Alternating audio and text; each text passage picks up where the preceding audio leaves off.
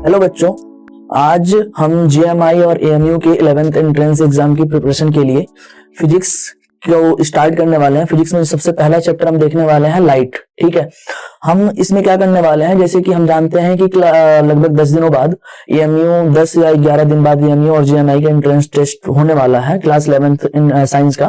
ठीक है, तो हमें एक फाइनल रिवीजन की जरूरत है जिसमें हम आपके लिए ये चैप्टर्स जितने भी चैप्टर्स आने वाले हैं उन सारे चैप्टर्स की एक रिवीजन लिस्ट बनाने वाले हैं जिसमें आप लोगों को हेल्प होने वाली है। ठीक है, तो इसमें हम क्या करेंगे कि सारे चैप्टर्स को सीरीज वाइज डिस्कशन करेंगे, जिसमें हमने पहला चैप्टर जो उठाया है वो क्लास 10th का पहला चैप्टर फिजिक्स का उठाया है, लाइट। मैं आपको फिजिक्स पढ़ाने वाला हूं। ठीक है, तो हम इसमें कॉन्सेप्ट देखने वाले हैं। किसी भी क्वेश्चंस को करने के कितने कॉन्सेप्ट्स हो सकते हैं वो सारे कॉन्सेप्ट्स का हम डिस्कशन करेंगे। ठीक है, हम प्रीवियस ईयर क्वेश्चंस की प्रैक्टिस करने वाले हैं इस पूरे वीडियो सीरीज में। ठीक है, तो सबसे पहले हम स्टार्ट करते हैं लाइट। ठीक है, तो व्हाट इज लाइट, हम सारी चीजों को देखते चलेंगे, थोड़ा थोड़ा समझते चलेंगे, उसके बाद से हम क्वेश्चंस की प्रैक्टिस पे आ जाएंगे। तो व्हाट इज लाइट। ठीक है, तो लाइट की डेफिनेशंस तो अभी तक आप सबको पता चल ही चुकी होगी क्योंकि हम कई बार पढ़ चुके हैं। अब तक हमने क्लास 9th भी कंप्लीट कर लिया, क्लास 10th भी कंप्लीट कर लिया, अब हम एंट्रेंस एग्जाम की प्रिपरेशन कर रहे हैं। ठीक है, तो लाइट की डेफिनेशन सबको पता ही होगी। Light is the form of energy which helps to see the objects. ठीक है ना, light is the form of energy which helps to see the objects. किसी भी चीज को देखने के लिए हमें लाइट की जरूरत पड़ती है, बिना हम लाइट के किसी भी चीज को हम देख नहीं सकते हैं। ठीक है, और लाइट क्या होती है, ये एक एनर्जी की फॉर्म होती है। अगर हम क्लास 11th या 12th के डेफिनेशंस की बात करें तो उसमें हमें मतलब थोड़ा सा हाई लेवल पे डेफिनेशंस देखने को मिलती हैं, तो लेकिन हमारे लिए ये डेफिनेशंस काम चल जाएगा इस डेफिनेशन से। अगला थोड़ा सा हम जैसे कि आगे क्या कह रहा है कि light is needed to see things around us. ठीक है ना, light is needed to see things around us. हमें अपने आसपास की चीजों को देखने के लिए लाइट की जरूरत पड़ती है। Light travels along a straight line, जैसा कि हमें इस पूरे चैप्टर्स में यही मान करके चलना है कि लाइट स्ट्रेट लाइन में ट्रेवल करती है। ठीक है, और लाइट स्ट्रेट लाइन में ही ट्रेवल करती है, लेकिन इसके कुछ और भी जैसे कि फिनोमिनाज हैं जो हम आगे पढ़ने वाले हैं, जो ये साबित करते हैं कि लाइट हमारी स्ट्रेट लाइन में नहीं ट्रेवल करती है। लाइट हमारी मतलब स्ट्रेट लाइन के अलावा और भी डायरेक्शंस में भी ट्रेवल करती है। ठीक है, तो उस पर हमें नहीं जाना है। हमें क्लास 10th में हमारा सिलेबस जो है वो इसी के ऊपर डिपेंड है कि लाइट हमारी स्ट्रेट लाइन में ट्रेवल करती है, हमें यही मान करके चलना है। ठीक है, जैसा कि आप लोग यहाँ पर देख पा रहे हो कि एक ऑब्जेक्ट है हमारे पास।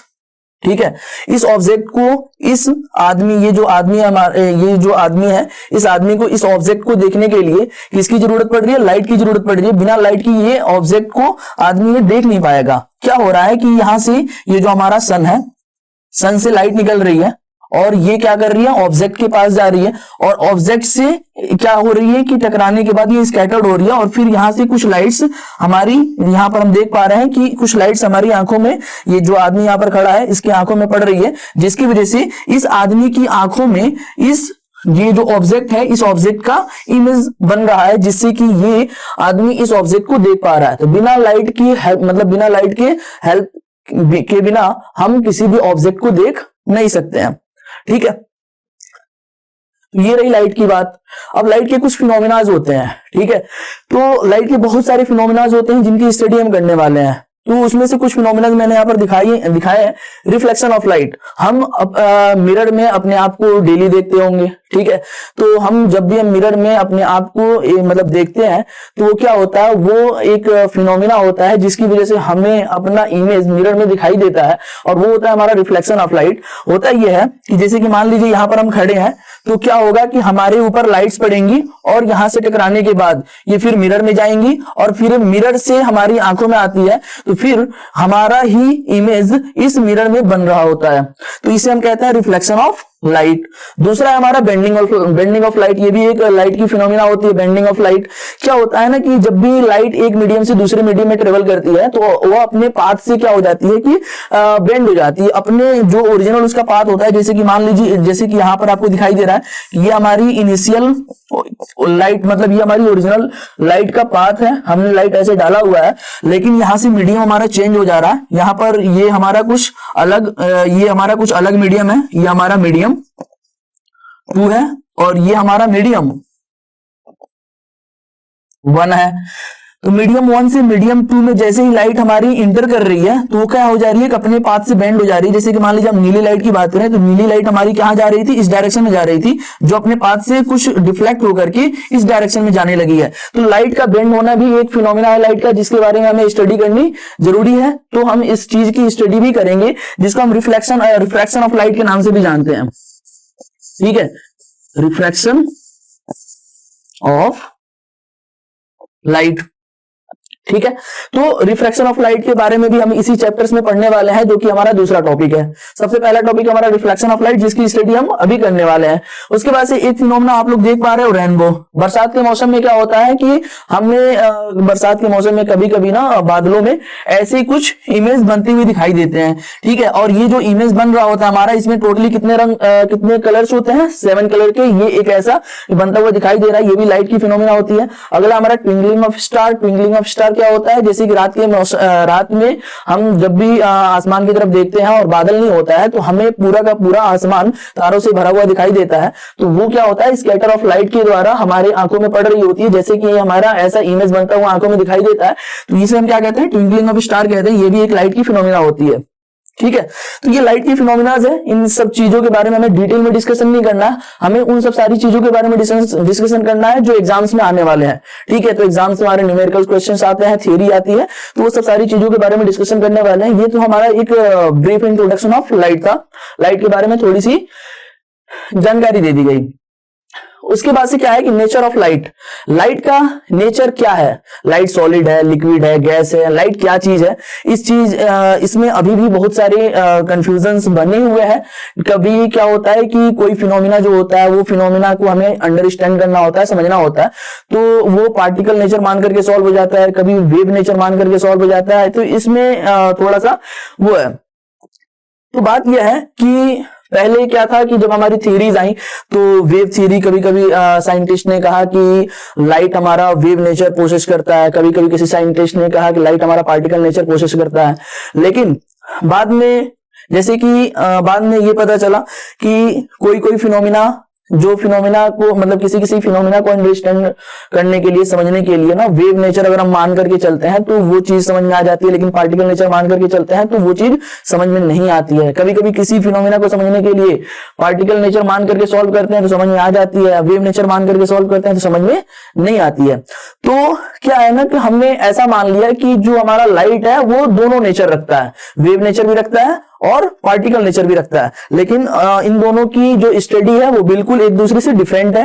तो वेव थियरी ऑफ लाइट क्या कहती है, तो हम इसको दो पार्ट्स में डिवाइड कर सकते हैं। हम कह सकते हैं कि नेचर ऑफ जो लाइट है वो दो तरीके की होती है। उन दोनों पर दो थियरीज हैं, एक है हमारा वेव थियरी ऑफ लाइट, दूसरा है हमारा पार्टिकल नेचर ऑफ लाइट या पार्टिकल थियरी ऑफ लाइट। ठीक है, तो इसमें क्या है ना कि there are 2 theories about the nature of light. पहला थियरी क्या है हमारा, वेव थियरी। वेव थियरी क्या कहता है कि light is A electromagnetic radiation. ठीक है ना, light is A electromagnetic radiation, जिसको ट्रेवल करने के लिए ना किसी मीडियम की जरूरत पड़ती है। लाइट को ट्रेवल करने के लिए किसी मीडियम की जरूरत नहीं पड़ती है। तो ठीक है, light is an electromagnetic radiation which do not require medium for their propagation. Propagation का मतलब होता है ट्रेवल करना। उसके बाद से अगला है हमारा, जो कह रहा है कि the wavelength of visible light is 4 nanometre to 8 nanometre. Wavelength क्या होता है, जो हमारा लाइट होता है ना, तो वेव थियरी ऑफ लाइट ये कहता है कि ये वेव के फॉर्म में ट्रेवल करता है। और वेव के बारे में थोड़ा बहुत हमने पढ़ा होगा, तो ये कुछ ऐसा हम वेव बनाते हैं तो ये वेव के फॉर्म में ट्रेवल करता है। जैसे कि आप क्लास 11th और 12th में पढ़ोगे तो उस टाइम पे आपको बताया जाएगा कि ये क्या चीजें हैं। दरअसल क्या होता है कि जो हमारा लाइट होता है वो इलेक्ट्रोमैग्नेटिक वेव होता है, और इलेक्ट्रोमैग्नेटिक वेव 2 कंपोनेंट से मिलकर के बना होता है। एक होता है हमारा इलेक्ट्रिक फील्ड, दूसरा होता है मैग्नेटिक फील्ड। तो ये दोनों ना ऐसे किसी एक डायरेक्शन में वाइब्रेट करते हुए उसके परपेंडिकुलर डायरेक्शन में आगे की तरफ मूव करते हैं। तो इस डायरेक्शन को हम कहते हैं प्रोपोगेशन।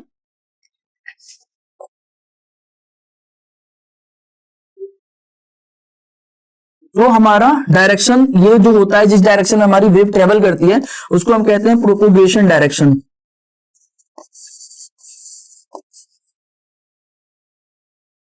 ये हमारा डायरेक्शन ऑफ प्रोपोगेशन होता है, ठीक है। और इसकी एक परपेंडिकुलर डायरेक्शन में हमारी इलेक्ट्रिक फील्ड होती है और दूसरे परपेंडिकुलर डायरेक्शन में, जिसको मैं जेड एक्सिस मान लूं, उसमें हमारी मैग्नेटिक फील्ड होती है।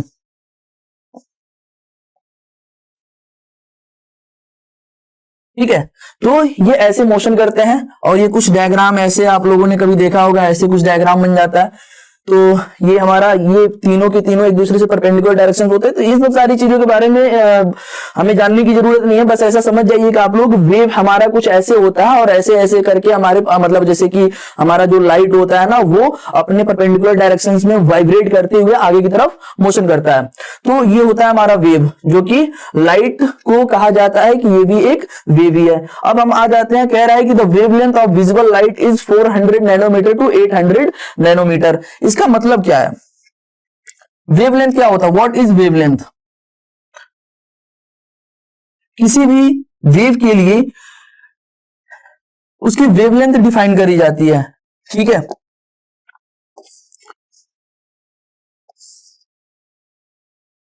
ये यहां से लेकर के यहां तक की जो लेंथ होती है ना, उसे ही हम वेवलेंथ कहते हैं। यहां से लेकर के यहां तक की लेंथ को हम क्या कहते हैं? वेवलेंथ कहते हैं, जिसको हम लेमडा से रिप्रेजेंट करते हैं। और यहां से यहां जाने में पार्टिकल को जितना टाइम लगता है उसको हम टाइम पीरियड कहते हैं, टाइम पीरियड ऑफ वेव कहते हैं, जिसको हम टी से रिप्रेजेंट करते हैं, ठीक है।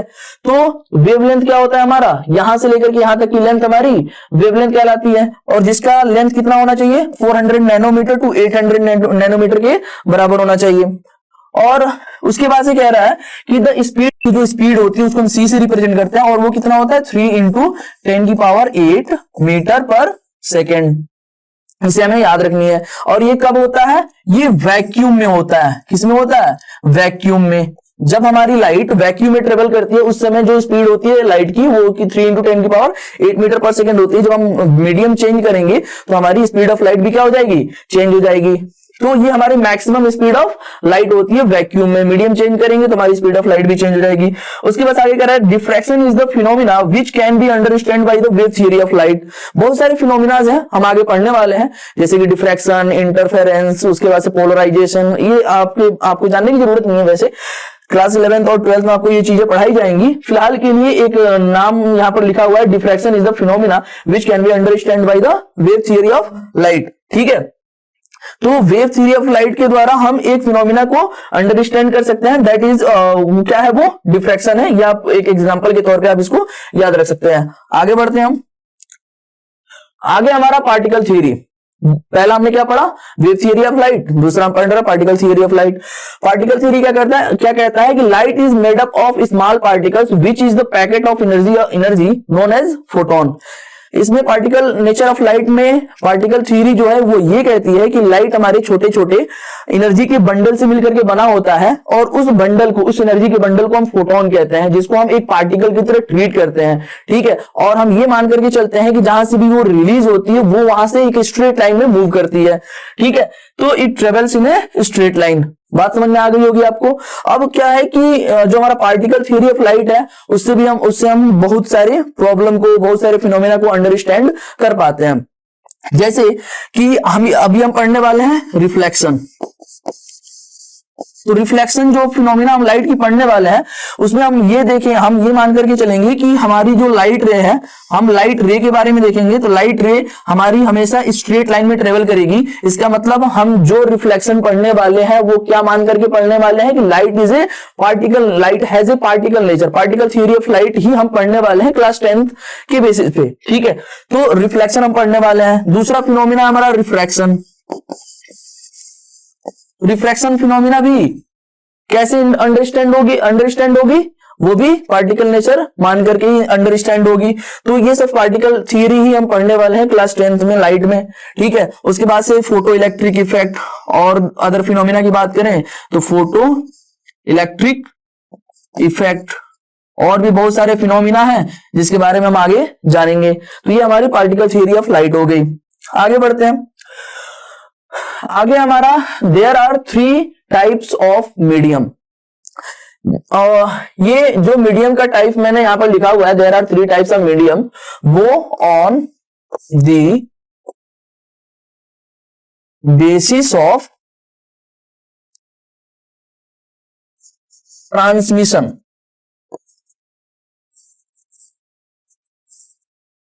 ये जो हम टाइप्स ऑफ मीडियम पढ़ने वाले हैं वो on the basis of transmission हम पढ़ने वाले हैं। ठीक है, कि हमारा जो लाइट का ट्रांसमिशन होता है एक जगह से दूसरी जगह पर, तो किसी ना किसी मीडियम की वहां पर मीडियम होता है। लाइट को ट्रेवल करने के लिए वैसे तो मीडियम की जरूरत नहीं है, लेकिन जैसे कि मान लीजिए यहाँ पर जो लाइट ट्रेवल हो रही है, मुझे आप लोग देख पा रहे हो तो लाइट आ रही है और मेरे शरीर से टकरा करके रिफ्लेक्ट होकर के फिर कैमरे में जा रही है, तो जैसे आप लोग मुझे देख पा रहे हो।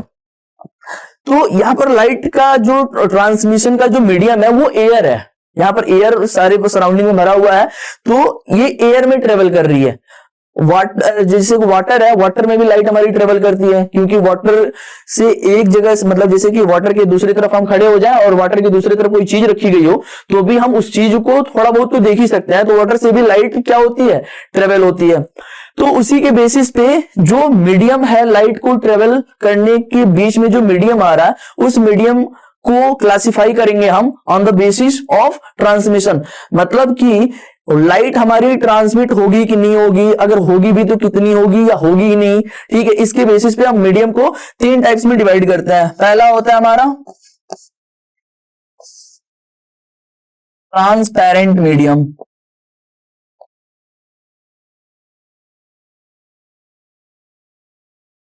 ट्रांसपेरेंट मीडियम कैसा मीडियम होता है? ऐसा मीडियम जिसमें से लाइट कंप्लीटली पास हो जाए। ठीक है ना, the medium by which light transmitted completely is called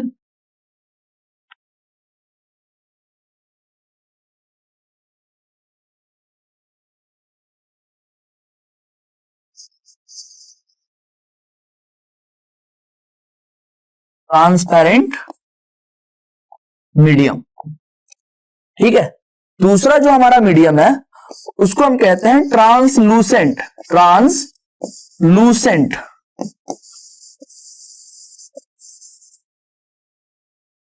ठीक है, ट्रांसलूसेंट मीडियम। ट्रांसलूसेंट मीडियम क्या होता है? ऐसा medium, the medium by which light transmitted partially।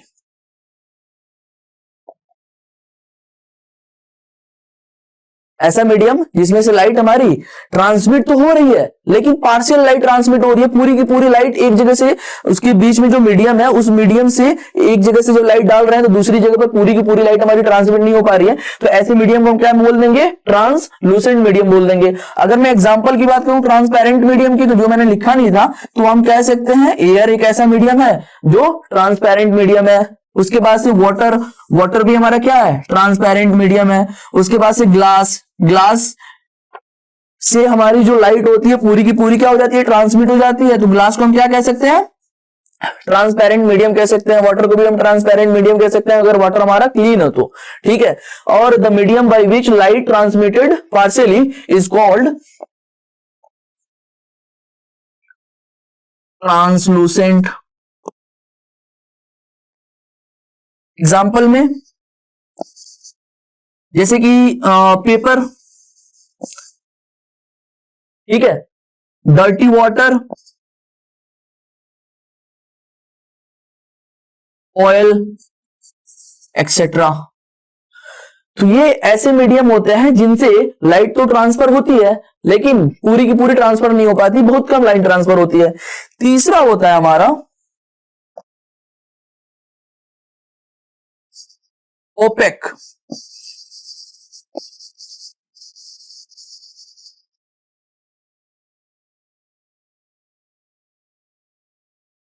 OPEC क्या होता है? ऐसा medium, a medium by which light can not B transmit, can not be transmitted तो ऐसे मीडियम को हम क्या कह देंगे, ओपेक कह देंगे। एग्जाम्पल में हम क्या ले सकते हैं, एग्जाम्पल में हम ले सकते हैं वॉल, ठीक है, एक्सेट्रा, और भी बहुत सारी चीजें जिससे कि लाइट एक जगह से दूसरी जगह पर ट्रांसमिट नहीं होती। जैसे सबसे बढ़िया एग्जांपल है हमारा वॉल। तो वॉल, जैसे कि मान लीजिए यहाँ पर कोई वॉल है और लाइट यहाँ पर है और बाहर की तरफ लाइट नहीं है, तो बाहर की तरफ क्या हो जाएगा, अंधेरा हो जाएगा यहाँ, क्योंकि यहाँ अंदर वाली लाइट बाहर की तरफ ट्रांसमिट नहीं हो पाएगी, ठीक है। तो ये तो रहा हमारा क्या, टाइप्स ऑफ मीडियम। आगे बढ़ते हैं, आगे है हमारा luminous object, non luminous object. आप लोग ये सब सारी चीजें तो पढ़ी चुके होंगे, हम जल्दी जल्दी कर लेते हैं। ल्यूमिनस ऑब्जेक्ट क्या होता है, ठीक है, एक ऐसा ऑब्जेक्ट जो खुद लाइट प्रोड्यूस करता है, ऐसे ऑब्जेक्ट को हम ल्यूमिनस ऑब्जेक्ट कह देते हैं। और ऐसा ऑब्जेक्ट जो दूसरों की लाइट को रिफ्लेक्ट करके अपने आप को उसकी इमेज, मतलब उसके दूसरे की आंखों में इमेज बनाता है, ऐसे ऑब्जेक्ट को हम नॉन ल्यूमिनस ऑब्जेक्ट कह देते हैं। ल्यूमिनस ऑब्जेक्ट क्या है, the object which produces its own light, ठीक है। एग्जाम्पल में हम क्या ले सकते हैं, इलेक्ट्रिक बल्ब, इलेक्ट्रिक बल्ब खुद की लाइट प्रोड्यूस करता है, सन खुद की लाइट प्रोड्यूस करता है, स्टार्स खुद की लाइट प्रोड्यूस करते हैं, कैंडल खुद की लाइट प्रोड्यूस करता है। तो ऐसे ऑब्जेक्ट्स को हम क्या कह देंगे, ल्यूमिनस ऑब्जेक्ट कह देंगे। Non luminous object, non luminous object क्या होता है, non luminous object, the object which can not produce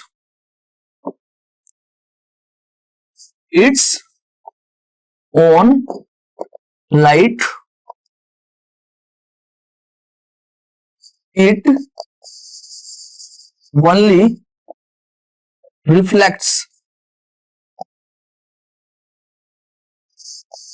the light of others is called non-luminous object।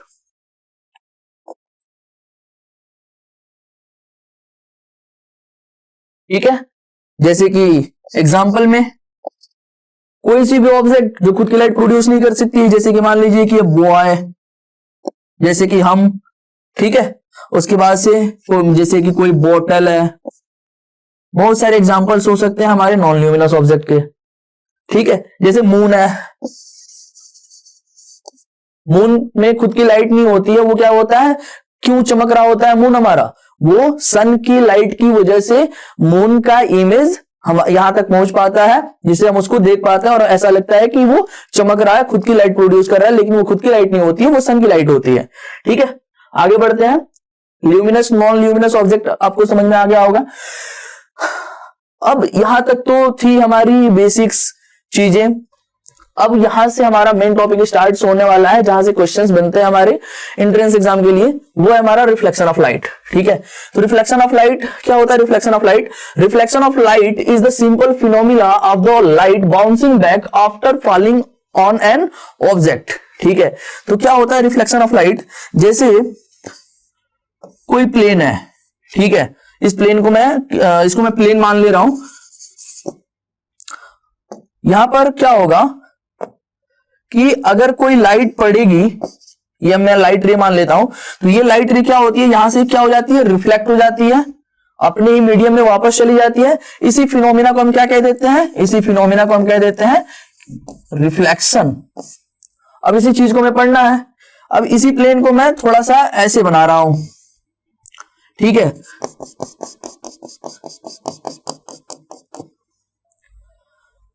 इस प्लेन पर लाइट पड़ रही है ऐसे, ये हमारी इंसिडेंट लाइट है, इंसिडेंट रे है, और यहां पर पड़ने के बाद फिर यहां से ये रिफ्लेक्ट हो जा रही है।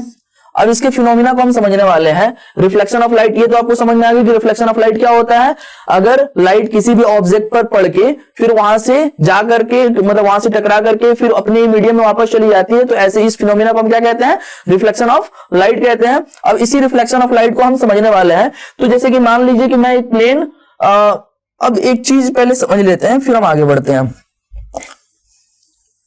जो रिफ्लेक्शन होता है किसी भी ऑब्जेक्ट से,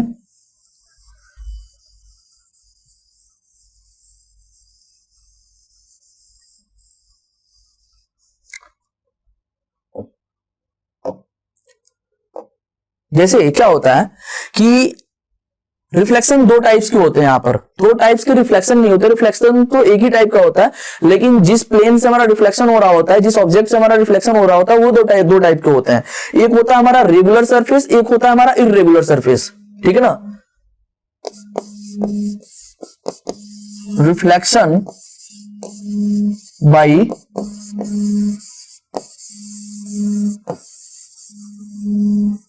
रेगुलर सरफेस, ये हमारा ए पार्ट हो गया।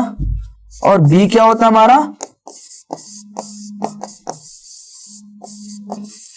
Reflection by irregular surface.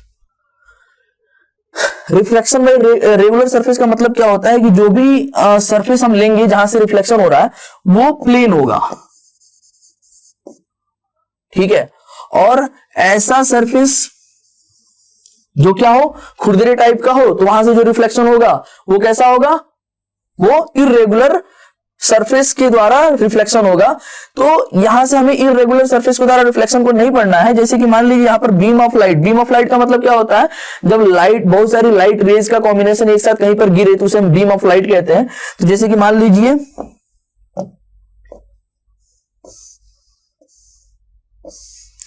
ये कुछ पैरेलल लाइट रे इंसिडेंट हो रही है जिनको हम बीम ऑफ लाइट कहते हैं। तो यहां से क्या होगा ना, यहां से कुछ जैसे वो इंसिडेंट होंगी वैसे ही रिफ्लेक्ट होंगी, कुछ ऐसा फिनोमेना बनता हुआ आपको दिखाई देगा। लेकिन यहां पर अगर मान लीजिए कि मैं किसी लाइट रे को इंसिडेंट कराऊं, पैरेलल बीम लाइट रे को इंसिडेंट कराऊं, तो ये आफ्टर रिफ्लेक्शन ये क्या हो रही है, ये तीनों की तीनों लाइनें, ये तीनों लाइनें एक दूसरे के पैरेलल थी इंसिडेंस के टाइम पे भी और रिफ्लेक्शन के टाइम पे भी, ये तीनों एक दूसरे के पैरेलल होंगी अगर हमारा जो जहां पर रिफ्लेक्शन हो रहा है वो प्लेन होगा तो। लेकिन ये प्लेन नहीं है, इसकी वजह से क्या होगा कि ये रिफ्लेक्शन कुछ अजीब सा होगा यहां से।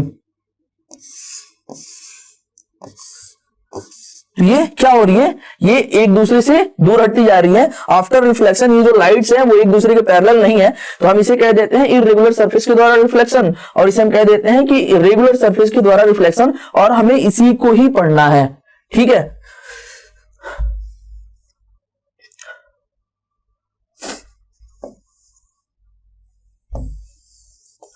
तो इसे हम हटा देते हैं, आपको समझ में आ गई होगी इर्रेगुलर सरफेस के द्वारा reflection.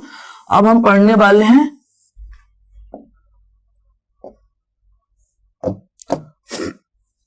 Reflection by regular surface.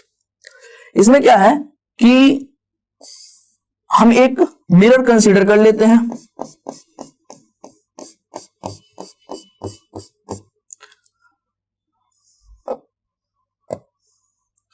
ये लाइट रे हमारी इंसिडेंट हुई और यहां से ये क्या हो जाएगी,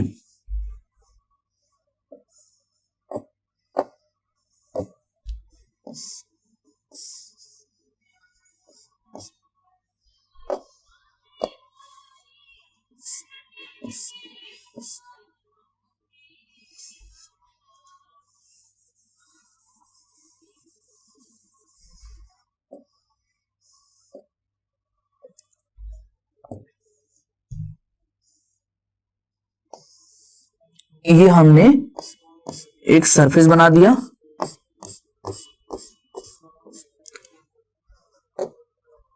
अब ये हम लाइट रे को इंसिडेंट करा रहे हैं, ये हमने लाइट रे को इंसिडेंट कराया और फिर यहां से ये ऐसे रिफ्लेक्ट हो जाएगा। इसे हम कहते हैं इंसिडेंट रे, इंसिडेंट रे।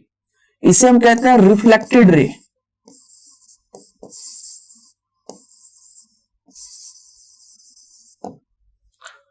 ये हमारी रिफ्लेक्टेड रे होती है और ये हमारी इंसिडेंट रे होती है। जो लाइट रे हमारी आ रही होती है और फिर यहां से टकराने के बाद फिर अपनी मीडियम में वापस रिटर्न हो जाती है, तो इस रे लाइट को हम क्या कहते हैं, रिफ्लेक्टेड रे कहते हैं। जिस पॉइंट पर हमारी लाइट पड़ रही होती है उसे हम कहते हैं point of incidence, point of incidence, ठीक है। और पॉइंट ऑफ इंसिडेंस से जो हमारा मिरर का सरफेस होता है उससे एक परपेंडिकुलर लाइन ड्रॉ करते हैं, इस परपेंडिकुलर लाइन को हम बोलते हैं नॉर्मल। इस परपेंडिकुलर लाइन को हम क्या बोलते हैं? नॉर्मल बोलते हैं। और ये हमारा रिफ्लेक्टिंग सरफेस होता है, ये हमारा रिफ्लेक्टिंग सरफेस होता है, जो कि फिलहाल के लिए हमने क्या कंसीडर किया हुआ है? मिरर कंसीडर किया हुआ है। तो ये कुछ हमारे रिफ्लेक्शन ऑफ लाइट को समझने के लिए ये कुछ डायग्राम बनता है, ठीक है। अब इसी में हम रिफ्लेक्शन ऑफ लाइट के रूल को देखने वाले हैं। इसमें क्या होता है कि ये हमारी इंसिडेंट रे हो गई, ये हमारी नॉर्मल हो गई, ये हमारी रिफ्लेक्टेड रे हो गई।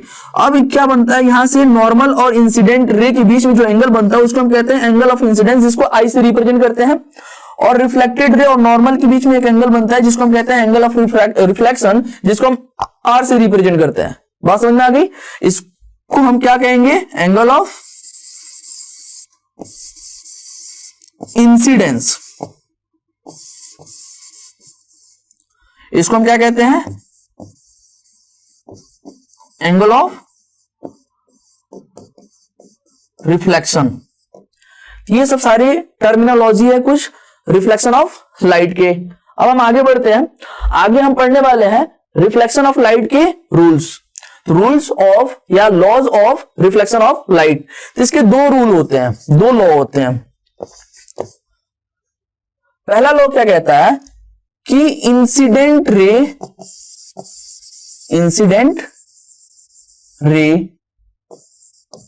रिफ्लेक्टेड रे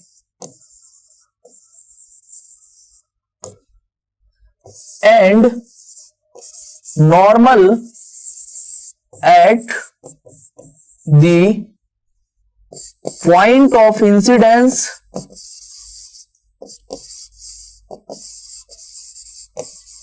is called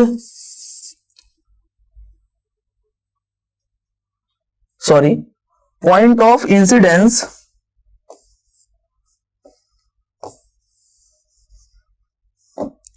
क्या लिखा मैंने? Normal at the point of incidence all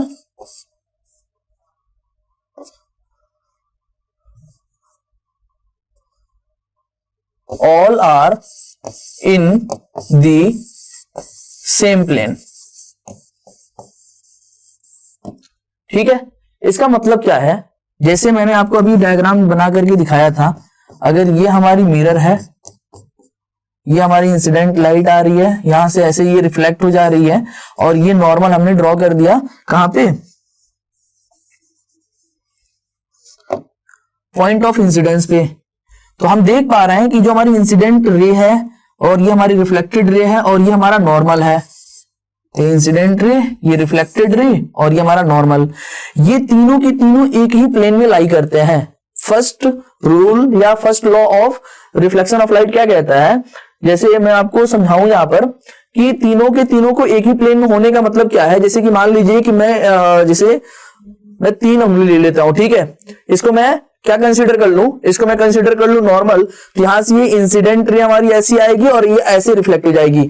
तो ये तीनों के तीनों सेम प्लेन में होने चाहिए। जैसा कि कैमरे में आपको दिख रहा होगा कि ये तीनों के तीनों ये कैसे होने चाहिए? सेम प्लेन में होने चाहिए, ये इधर उधर नहीं होने चाहिए। अगर मैं इन तीनों को ऐसे इस तरफ से देखूं तो ये तीनों के तीनों एक लाइन में दिखने चाहिए। इसका मतलब ये है, ठीक है। ये तीनों लाइन में से ये तीनों लाइन जो दिख रही है आपको, बीच वाली नॉर्मल लाइन है हमारी, और ये इधर इंसिडेंट रे है और ये हमारी नॉर्मल रे है, सॉरी रिफ्लेक्टेड रे है। तो ये तीनों के तीनों सेम प्लेन में होने चाहिए, ये इधर उधर नहीं होने चाहिए, ठीक है। इसका मतलब ये होता है। दूसरा होता है हमारा कि angle of incidence is equal to angle of reflection. जो एंगल आई होता है वो एंगल आर के बराबर होनी चाहिए। दूसरा रूल ये कहता है। तो ये हमारे rule of reflection of light हो गए। आगे बढ़ते हैं हम क्वेश्चन नंबर 1। यहाँ पर क्वेश्चन दिया हुआ है, if a ray light incident on plane mirror making an angle 22 degree with mirror surface, find out the angle of reflection. आसान सा क्वेश्चन है, अगर आपको लैंग्वेज समझ में आ गया तो आप इस क्वेश्चन को आसानी से कर सकते हो। तो चलिए हम इसका सोल्यूशन देखते हैं। सोल्यूशन ये कह रहा है कि एक रिफ्लेक्टिंग सरफेस है यानी कि मिरर है,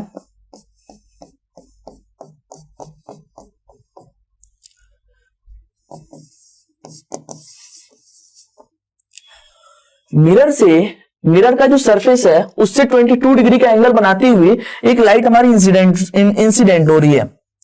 ये हमारी लाइट इंसिडेंट हुई,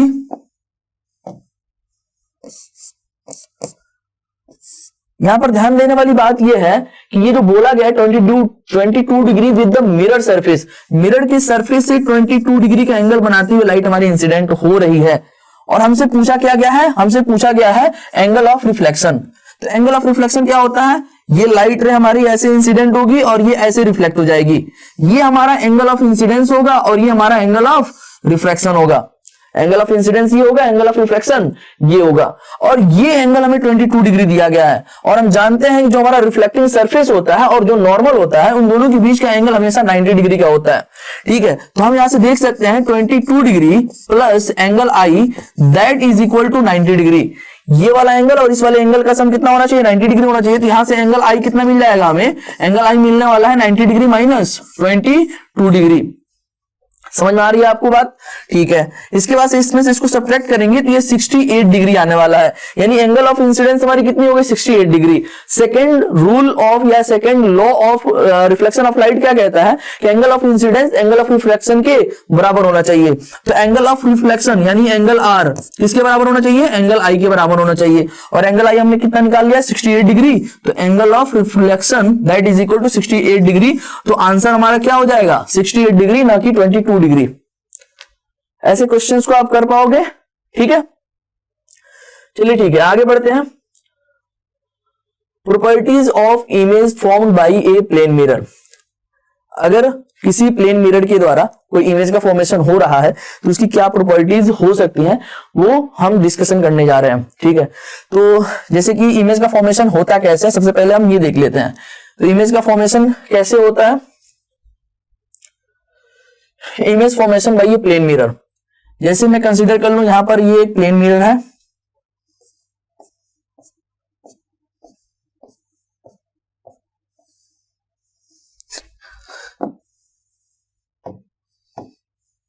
ठीक है। होता ये है जैसे कि मान लीजिए यहां पर कोई ऑब्जेक्ट है, यहां पर कोई ये एक ऐसा ये ऑब्जेक्ट है हमारा,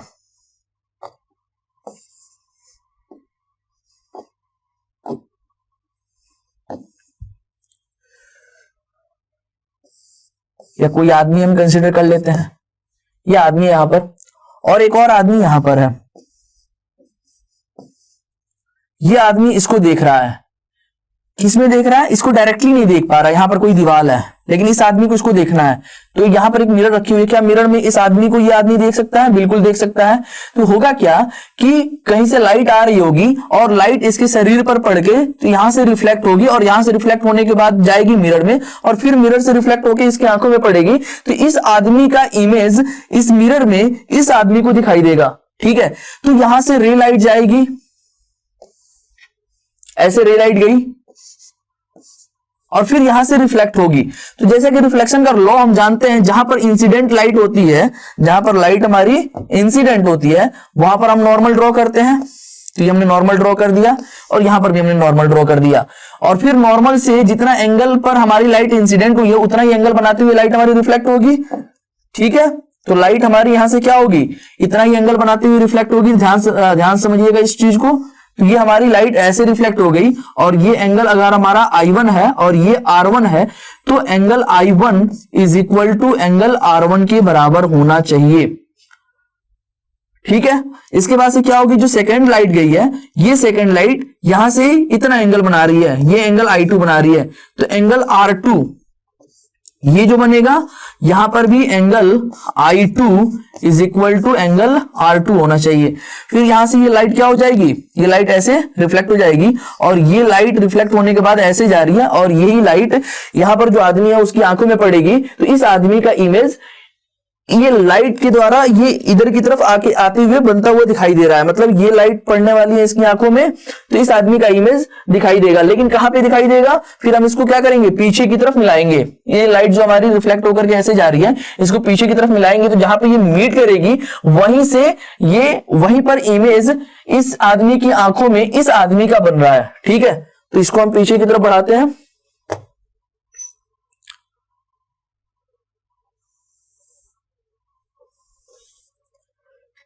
तो इसको लगेगा, ये जो मैन 2 है इसको लगेगा कि इस आदमी का इमेज यहां पर बनता हुआ दिखाई देगा। तो ये इमेज का ऐसे फॉर्मेशन होता है। ठीक है, समझ पा रहे होगे, इमेज का ऐसे फॉर्मेशन होता है। चलिए ठीक है, आगे बढ़ते हैं। अगला टॉपिक है हमारा image formation by plane mirror. Plane mirror के द्वारा इमेज का फॉर्मेशन कैसा होता है वो हम देखने वाले हैं। तो चलिए स्टार्ट करते हैं, देखते हैं। ये हम मिरर कंसीडर कर लेते हैं कि ये हमारा मिरर है। ठीक है, और यहां पर कोई ऑब्जेक्ट है हमारा, इस ऑब्जेक्ट का इमेज बनाना है। इस ऑब्जेक्ट का इमेज कहां बनेगा, इस मिरर के द्वारा। हम किसी भी मिरर के सामने खड़े होते हैं तो उसके अंदर हम देख रहे होते हैं कि हमारा इमेज बन रहा होता है, यानी कि हमारे हम ऑब्जेक्ट है और हमारा इमेज बन रहा होता है। उसी ऑब्जेक्ट की पोजीशन को डिफाइन करना, हमें पोजीशन को पता करना है कि इस ऑब्जेक्ट का पोजीशन कहां पर है, इस ऑब्जेक्ट के इमेज का पोजीशन कहां पर है, इमेज कितना बड़ा बनेगा, वो सब सारी चीजें देखने वाले हैं। तो उसके पहले हमें इमेज फॉर्मेशन आनी चाहिए। तो उसके लिए हम क्या करते हैं ना, सबसे पहले हम क्या करते हैं कि एक जिस ऑब्जेक्ट का हम इमेज बनाने वाले हैं उससे एक परपेंडिकुलर लाइन खींचते हैं। जो किसके परपेंडिकुलर खींचते हैं, मतलब जो हमारा मिरर होता है, मिरर सरफेस के परपेंडिकुलर में एक लाइन खींच देते हैं। तो ये हमने एक लाइन खींची। हम ऐसा क्यों कर रहे हैं, हम ऐसा इसलिए कर रहे हैं कि जैसे कि मान लीजिए कि ये हमारा रिफ्लेक्टिंग सरफेस है, कोई मिरर है और ये हमारा नॉर्मल है। इस पॉइंट पर लाइट हमारी जो इंसिडेंट होगी वो जितना एंगल ऑफ इंसिडेंस बनाएगी उतना ही एंगल ऑफ रिफ्लेक्शन बनाते हुए वापस चली जाएगी। अगर मान लीजिए कि कोई इंसिडेंट लाइट डायरेक्टली जो सरफेस है हमारा उसके परपेंडिकुलर डायरेक्शन में ही गिरे, यानी कि नॉर्मल के डायरेक्शन में ही गिरे, तो वो क्या होगा, तो यहां पर एंगल ऑफ इंसिडेंस तो हमारा जीरो हो गया। तो एंगल ऑफ इंसिडेंस जब जीरो हो गया तो हम रूल्स या law of reflection of light के द्वारा जानते हैं कि angle of incidence angle of reflection के बराबर होता है। तो एंगल ऑफ रिफ्लेक्शन भी हमारा क्या हो जाएगा, जीरो हो जाएगा। तो यानी कि जिस डायरेक्शन में ये लाइट हमारी आएगी उसी डायरेक्शन में वापस रिफ्लेक्ट हो जाएगी। तो इसीलिए हम ये वाली लाइट रे जो बना रहे हैं उसके परपेंडिकुलर डायरेक्शन में बना रहे हैं, जिससे कि लाइट रे हमारी ऐसे इंसिडेंस होगी तो उसी डायरेक्शन में क्या हो जाएगी, रिफ्लेक्ट हो जाएगी। दूसरी लाइट रे हम कहीं पर भी ले सकते हैं, हमने यहां पर ले लिया। तो ये लाइट रे हमारी इंसिडेंस हुई इस ऑब्जेक्ट से, कहां पर, इस मिरर के इस पॉइंट पर, तो हमारा पॉइंट ऑफ इंसिडेंस हो गया। पॉइंट ऑफ इंसिडेंस पर हम क्या करते हैं, एक नॉर्मल ड्रॉ कर देते हैं। नॉर्मल से एंगल ऑफ इंसिडेंस जितना एंगल बनाता है उसको हम एंगल ऑफ क्या कहते हैं, इंसिडेंस कहते हैं। अब एंगल ऑफ इंसिडेंस से सेम एंगल बनाते हुए एंगल लाइट जो होती है हमारी रिफ्लेक्ट हो जाती है। तो ये हमारी ये वाली जो एंगल आने वाली है एंगल आर, वो एंगल आई के दोनों बराबर होगी। ये जितना एंगल होगा उतना ही एंगल ये होगा। ठीक है, अब इस ऑब्जेक्ट का इमेज कहां पर बनेगा, तो क्या हो रहा है कि इधर की तरफ जो भी ऑब्जर्वर है जो इसकी इमेज को इसके अंदर देखेगा उसको क्या लगेगा कि ये जो लाइट अंदर ये बाहर की तरफ आ रही है वो कहां से आ रही है, ये लाइट कहां से आ रही है। एक तो लाइट हमारी इधर आ गई, दूसरी लाइट इधर आ गई, ये आ कहां से रही है, तो इसको हम पीछे की तरफ बढ़ाएंगे। इसको हम क्या करेंगे, पीछे की तरफ बढ़ाएंगे। तो ये हमने पीछे की तरफ बढ़ाया तो इधर की तरफ जो भी होगा ऑब्जर्वर उसको ये लगेगा ये लाइट किसी इस पॉइंट से आ रही है और जहां से आती हुई लाइट प्रतीत हो रही है वहीं पर इस ऑब्जेक्ट का इमेज बन रहा होगा। तो ये हो गया हमारा इस ऑब्जेक्ट का इमेज।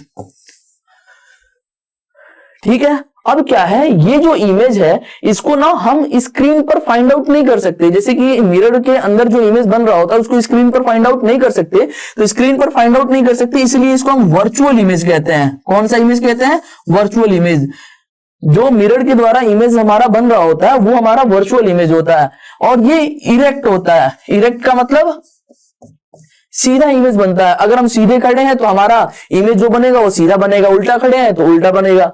ठीक है, अब उसके बाद से क्या है कि ये जितने मिरर से जितने डिस्टेंस पर होता है, मिरर से जितने डिस्टेंस पर ऑब्जेक्ट होता है हमारा, इमेज का डिस्टेंस भी मिरर से उतना ही होता है। अगर मैं इस डिस्टेंस को यू मान लूं तो यहां से लेकर के यहां तक की डिस्टेंस यू ही होगी। भले ही फिगर में मैंने थोड़ा सा अच्छे से डायग्राम को नहीं बनाया है, जिससे कि आपको ये वाली लेंथ इस वाली लेंथ के बराबर नहीं दिख रही है, लेकिन ये दोनों लेंथ एक दूसरे के बराबर होंगे। मिरर से जितने डिस्टेंस पर ऑब्जेक्ट रखा होता है हमारा, मिरर से उतने ही डिस्टेंस पर इमेज का फॉर्मेशन होता है।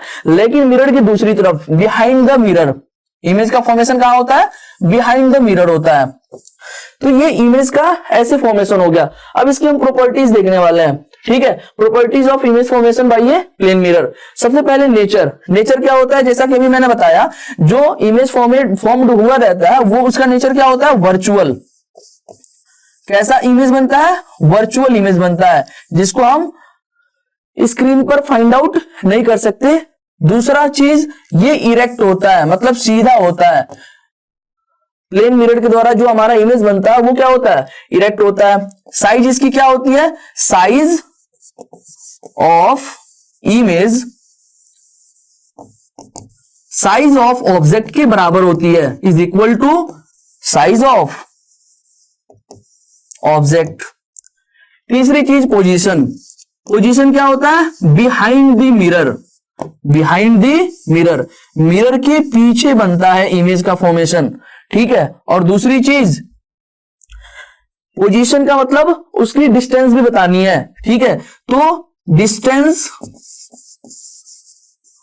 From mirror, distance from mirror of image is equal to distance of object from mirror। Object की डिस्टेंस मिरर से जितनी दूरी पर होती है उतने ही इमेज की डिस्टेंस होगी, लेकिन बिहाइंड द मिरर होगा। अब फोकल लेंथ अभी हम डिस्कशन करेंगे कि फोकल लेंथ क्या होता है। फिलहाल के लिए हम यहां पर लिख लेते हैं, जिसको आप लोगों को याद भी रख लेनी है। वैसे तो आप लोगों ने मतलब क्लासेस कंप्लीट कर रखी हैं, सारी चीजें आप लोगों को पता है, तो फोकल लेंथ के बारे में तो पता ही होगा, जैसे कि ये रिवीजन क्लास चल रही है, तो यहाँ पर बताने की भी जरूरत नहीं है। लेकिन फोकल, हाँ, यहाँ पर डायरेक्टली हम बता सकते हैं, कोई मुश्किल नहीं है। तो focal length of plane mirror क्या होता है? इन्फिनिटी होता है। Focal length of plane mirror infinite होता है, बहुत ज्यादा डिस्टेंस पर होता है, जिसको हम इनफाइनाइट कंसीडर कर लेते हैं। पावर क्या होता है? पावर जैसा कि हम जानते हैं कि power is inversely proportional to focal length, तो पावर क्या हो जाएगा? 0 हो जाएगा। तो जो हमारा प्लेन मिरर होता है उसकी पावर 0 होती है और फोकल लेंथ इनफाइनाइट होता है। आगे बढ़ते हैं। Lateral inversion. लेटरल इन्वर्जन क्या है? लेटरल इन्वर्जन क्या है? जैसा कि क्या होता है कि जब भी हम मिरर के सामने खड़े होते हैं तो जो हमारा इमेज का फॉर्मेशन हुआ रहता है, तो किसी भी ऑब्जेक्ट का जब किसी मिरर में इमेज का फॉर्मेशन होता है तो उसमें जो ऑब्जेक्ट का राइट साइड होता है, मिरर में हमें ऐसा लगता है कि इमेज का वो लेफ्ट साइड है। इसी को हम लेटरल इन्वर्जन कहते हैं। ठीक है ना? If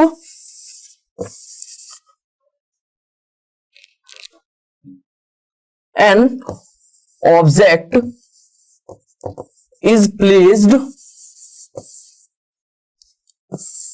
in front of plane mirror, then the right side of object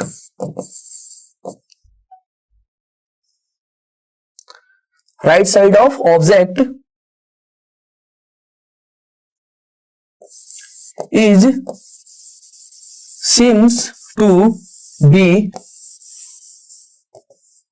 left side of image। ठीक है ना?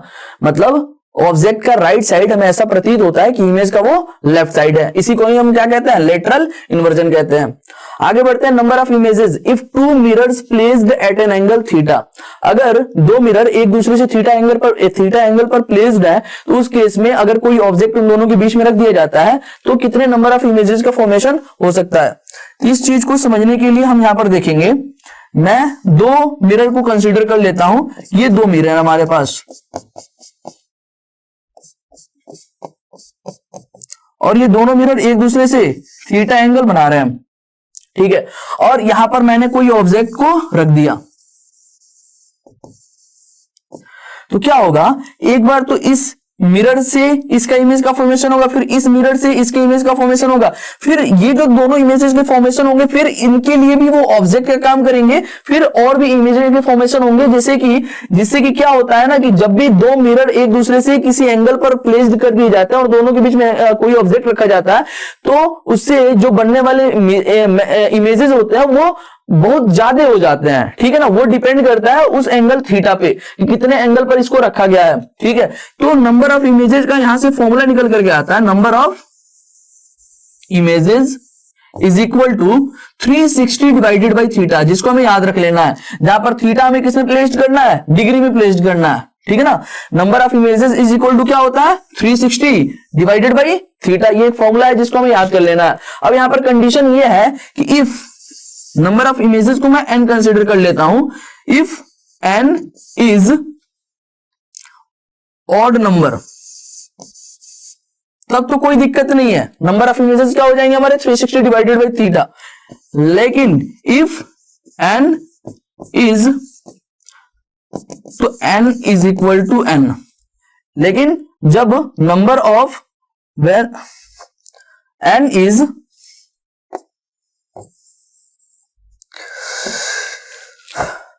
if n is even then number of images will be n minus 1। इस चीज को ध्यान में रखने वाली बात है। यहां पर क्या होता है कि जैसे कि मान लीजिए कि जब हमने कैलकुलेट किया नंबर ऑफ इमेजेस और नंबर ऑफ इमेजेस में n की वैल्यू क्या आ गई, n की वैल्यू जैसे 2 आ गई, ठीक है। तो उस केस में जो इमेज का फॉर्मेशन होगा वो 1 होगा, ठीक है। कहने का मतलब ये फॉर्मूला तो सही है वैसे, number of images is equal to 360 divided by theta, लेकिन जब हमने इसको सॉल्व किया तो n की वैल्यू अगर ऑड आ जाती है तो कोई मुश्किल नहीं है, नंबर ऑफ इमेजेस क्या हो जाएंगे, उतने के बराबर ही हो जाएंगे।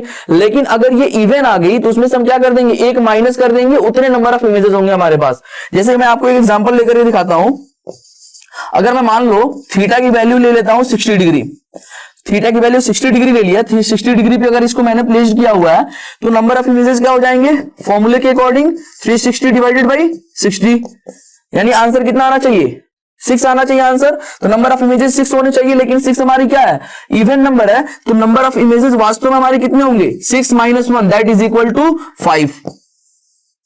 लेकिन अगर यहीं पर मैं थीटा की वैल्यू कुछ 45 डिग्री ले लूं, या चलिए ठीक है थीटा की वैल्यू मैं ले लेता हूं आपको यहां पर 120 डिग्री, थीटा की वैल्यू जब मैं 120 डिग्री लूंगा तो यहां पर नंबर ऑफ इमेजेस की वैल्यू क्या आ जाएगी, 360 डिवाइडेड बाई 120 यानी कि 3।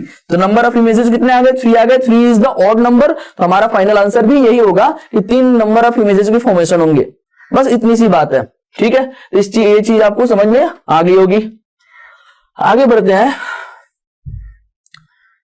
आगे है हमारा क्वेश्चन नंबर 2। क्वेश्चन नंबर 2 क्या कह रहा है, ए मैन 180 सेंटीमीटर हाई स्टैंड्स,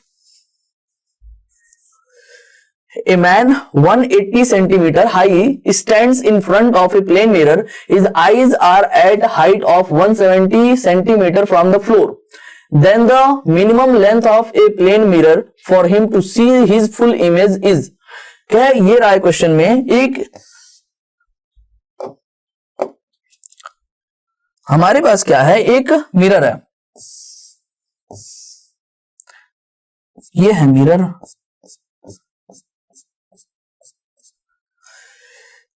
यहां पर एक आदमी खड़ा है और इसकी जो आंखें हैं ना वो ग्राउंड से 170 सेंटीमीटर की डिस्टेंस पर है और इस आदमी का जो टोटल हाइट है वो 180 सेंटीमीटर है। यानी कि आंख से ऊपर वाला जो पोर्शन है वो कितना है, वो है हमारा 10 सेंटीमीटर। अब हमसे ये कहा जा रहा है कि then the minimum length of a plane mirror for him to see his full length. ये अपने पूरे लेंथ को मिरर में देखने के लिए इस मिरर की मिनिमम लेंथ कितनी होनी चाहिए, इसके पूरे लेंथ को मिरर में देखने के लिए इसकी मिनिमम लेंथ कितनी होनी चाहिए।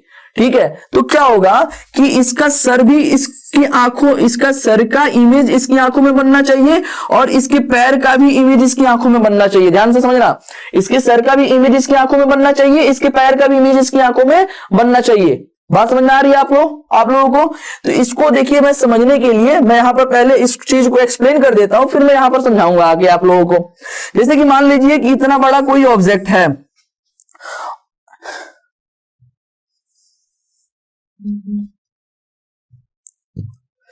ये कोई ऑब्जेक्ट है हमारा और इसका इमेज का फॉर्मेशन करना है। तो इसके इमेज का फॉर्मेशन करने के लिए मैं यहां पर इमेज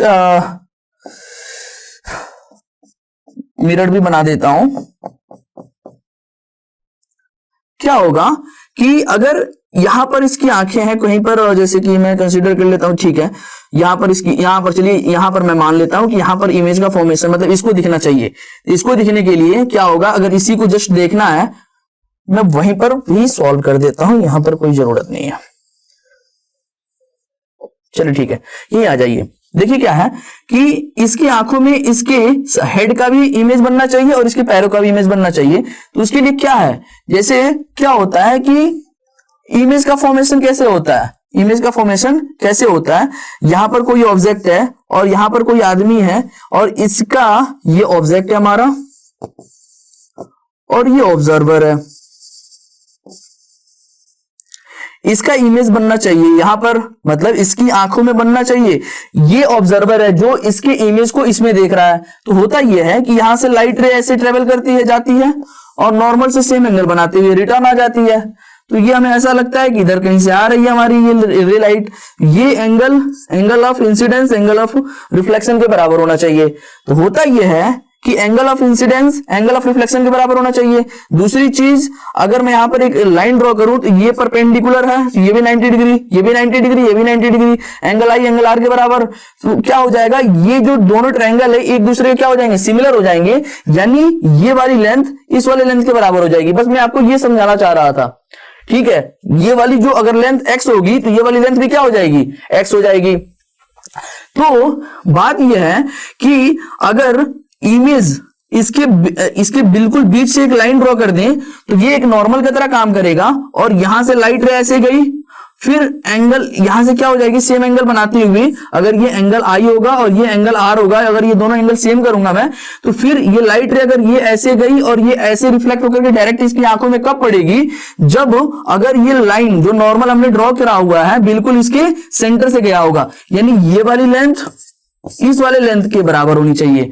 ठीक है, तो यानी कि जो हमारा इमेज, जो हमारा मिरर है, मिरर की जो ये वाली इंड है यहां पर होनी चाहिए। अगर ये वाली इंड मिरर की यहां पर हुई तो हम क्या कर सकते हैं, इसके हेड का इमेज बन सकता है। ठीक है ना, इसके हेड का इमेज यहां पर बन सकता है। अब क्या है, इसके पैरों का इमेज इसकी आंखों में बनाने के लिए इसकी आंख और इसके पैर के बिल्कुल बीच में मैं एक लाइन ड्रॉ करूंगा जो एक नॉर्मल की तरह काम करेगी। यहां से रे लाइट ऐसे गई, यहां से ऐसे ही क्या हो गई, रिफ्लेक्ट हो गई, यानी कि ये एंगल थीटा है तो ये एंगल भी थीटा होना चाहिए, यानी इसके पैर का भी इमेज इसकी आंखों में बन जाएगा अगर हमारा मिरर यहां से लेकर के यहां तक हो। यानी ये वाली लेंथ हमें कैलकुलेट करनी है और ये वाली लेंथ कितनी आएगी, ध्यान से समझिएगा इस चीज को। ये वाली कितनी है, यहां से लेकर के यहां तक ये लेंथ 10 सेंटीमीटर है और ये लेंथ इस लेंथ के बराबर होनी चाहिए। यानी कि अगर मैं इसको x कंसीडर कर लूं तो ये भी x हो जाएगा, यानी 2x is equal to 10 centimetre होना चाहिए। 2x is equal to 10 centimetre होना चाहिए। इसको मैं थोड़ा सा और अच्छे से लिखता हूं, 2x is equal to 10 centimetre. दूसरी चीज, ये x की वैल्यू हमने कैलकुलेट कर ली। अगर ये हमें लेंथ फाइंड आउट करनी है, इसको x में बोलना है, ये कुछ मैं मान लेता हूं a, ये वाली लेंथ फाइंड आउट करनी है, यानी यहां से लेकर के ये वाली लेंथ फाइंड आउट करनी है। ये वाली लेंथ में ये वाली लेंथ तो निकल गई, और दूसरी देखिएगा ध्यान से, ये वाली लेंथ इस वाले लेंथ के बराबर होगी। इसको मैं y कंसीडर कर लेता हूं, तो y is equal to y, और ये लेंथ किसके बराबर है, ध्यान से समझिएगा, ये लेंथ है हमारी 170 सेंटीमीटर के बराबर, यानी कि 2y is equal to 170 centimetre. हमें चाहिए क्या, हमें x प्लस वाई चाहिए, हमें x प्लस वाई चाहिए, हमें इतना ही तो चाहिए। मिरर की लेंथ कितनी होनी चाहिए, फाइनली इतना होना चाहिए। तो हमें ये किसके बराबर होना चाहिए, x plus y, a is equal to क्या है, x प्लस वाई। तो यहां से कैलकुलेट करोगे तो यहां से हमें x क्या मिलने वाला है, 5 सेंटीमीटर, और y क्या मिलने वाला है, इसका आधा कर दो तो ये हो जाएगा 85 सेंटीमीटर। फाइनली हमें a की वैल्यू चाहिए, a is equal to x plus y है, यानी कि 5 plus 85 that is equal to 90 centimetre. यानी अगर हमारा ये जो मिरर है उस मिरर की लेंथ 90 सेंटीमीटर हो तो इस पूरे आदमी का इमेज इसकी आंखों में बन सकता है, इसकी हेड से लेकर के इसके पैरों तक का इमेज इसकी आंखों में बन सकता है, अगर मिरर की लंबाई कितनी हो, 90 सेंटीमीटर के बराबर हो, यानी final answer is the 90 centimetre.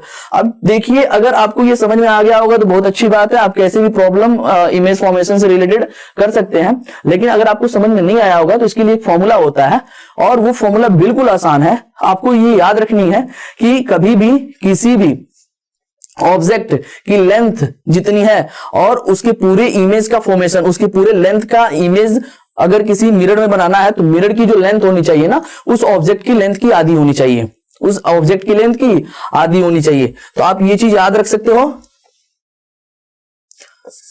Mirror length is equal to half of the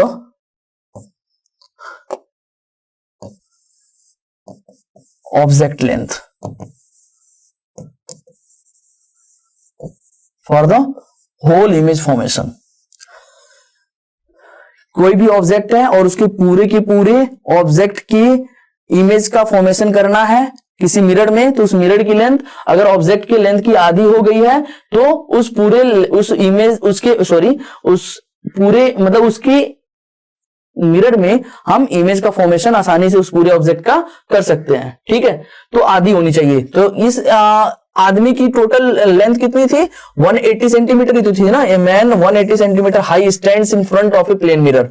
बात समझ आ रही है ना, इसकी पूरी जो हाइट थी वो कितनी थी, 180 सेंटीमीटर थी। तो इसके पूरे इमेज के फॉर्मेशन के लिए मिरर की लेंथ कितनी होनी चाहिए, इसकी आधी होनी चाहिए, that is equal to 90 centimetre. तो 90 centimetre is the final answer for that question. तो चलिए बढ़ते हैं आगे। क्वेश्चन नंबर थर्ड क्या कह रहा है, a plane mirror is approaching you at 10 centimetre per second, you can see your image in it, at what speed will your image approach you. Question ये कह रहा है कि एक मिरर है, ठीक है, और इस मिरर के सामने हम खड़े हैं। जाहिर सी बात है, मिरर के सामने खड़े हैं तो हमारा इमेज का फॉर्मेशन होगा इसके अंदर। तो ये हमारा इमेज बन रहा है, और हम जानते हैं कि जितने डिस्टेंस पर हम इमेज से खड़े होंगे उतने डिस्टेंस पर हमारे इमेज का भी फॉर्मेशन हो रहा होगा बिहाइंड द मिरर। ये चीज तो पता चल गई हमें। क्वेश्चन में ये कह रहा है कि जो हमारा मिरर है वो 10 सेंटीमीटर पर सेकेंड की स्पीड से क्या हो रहा है, मूव कर रहा है, मेरी तरफ आ रहा है। तो हमें ये बताना है कि जो हमारा इमेज बना है उसकी स्पीड क्या होगी, वो मेरी तरफ जो अप्रोच कर रहा है उसकी स्पीड क्या होगी। तो इसके लिए फाइनल आंसर क्या होगा ना कि speed of image is equal to 2 into speed of mirror. ये चीज आप याद कर लो, अगर कॉम्पिटिटिव एग्जाम में आता है तो डायरेक्टली आप ये चीज करके फाइनल आंसर दे सकते हो। लेकिन इसको समझना भी जरूरी है। अगर मान लीजिए कि इसमें कोई और भी कॉन्सेप्ट लगा देता है तो आपको समझ में अगर आया होगा तो आप उस क्वेश्चन को भी आसानी से टैकल कर सकते हो। तो इसका फाइनल आंसर तो क्या हो जाएगा, 2 इंटू 10 सेंटीमीटर पर सेकेंड, तो ये हो जाएगा 20 centimetre per second is the answer for that question. लेकिन इसको देखो, थोड़ा सा समझने की कोशिश करो कैसे क्या हो रहा है। मैं मान लेता हूं कि 1 सेकेंड में ये कुछ वाई डिस्टेंस चल गया, 1 सेकेंड में ये कुछ वाई डिस्टेंस चल गया, तो हमारा जो मिरर होगा वो वाई डिस्टेंस इधर आ गया होगा। ध्यान से समझने की कोशिश करना, वाई डिस्टेंस इधर आ गया है, तो ये वाली लेंथ क्या हो गई, टोटल x थी, इसमें y सब्ट्रैक्ट कर दो, ये x माइनस वाई हो गया। अब हमारा जो इमेज है वो कहां बन रहा है, वो यहां से कितने x माइनस वाई के डिस्टेंस पर बन रहा होगा, ध्यान समझना, x माइनस वाई के डिस्टेंस पे तो बन रहा होगा ना हमारा इमेज। हमारा अगर मिरर यहां आ चुका है तो अब इमेज हमारा यहां बन रहा है, तो हमारा जो हमारा इमेज है वो कितना डिस्टेंस चल चुका है 1 सेकेंड में, वो कितना डिस्टेंस चल चुका, तो उसके लिए हमें क्या करना पड़ेगा, ये वाली टोटल लेंथ x थी हमारी, ध्यान समझिएगा, ये वाली टोटल लेंथ x थी, ये हमें फाइंड आउट करनी है। तो अगर ये वाली लेंथ मिल जाती है तो हम क्या निकाल सकते हैं, इस टोटल x में से ये वाली लेंथ सब्ट्रैक्ट कर देंगे, हम ये वाली लेंथ सब्ट्रैक्ट कर देंगे तो ये वाली लेंथ मिल जाएगी ना, ध्यान से समझना। तो क्या है कि ये लेंथ कितनी है, that length is x minus y, और ये लेंथ ये x है हमारी और ये y है, ये भी y होगी हमारी। तो ये टोटल लेंथ यहां से लेकर के यहां तक की कितनी हो जाएगी, x प्लस वाई। तो x प्लस वाई में से हमें सब्ट्रैक्ट कितना करना है, x माइनस वाई। देखिए ध्यान से क्या करना है, हमें distance covered by image that is equal to, देखिए ध्यान से, हमारा इमेज यहां पर आ चुका है और हमें ये लेंथ चाहिए, हमें क्या चाहिए, हमें ये लेंथ चाहिए।